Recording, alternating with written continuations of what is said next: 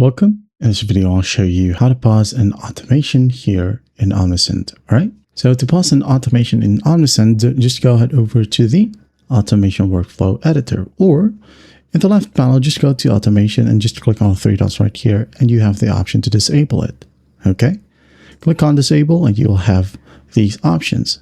You just basically choose how to handle contacts already in the sequence, either allow them to finish the workflow or cancel it for them immediately. All right. So another option, just click on the workflow, or let's just go ahead over to the automation workflow editor, wait for it to complete load and just go ahead over to the close button right here. And besides that, you have a drop down, click on it and you have disable option as well. So click on it again, the same set of options. Okay. So just basically select one, for example, let them finish the workflow and then click on disable workflow. And that is it. As you can see here, the status has now been changed to disabled.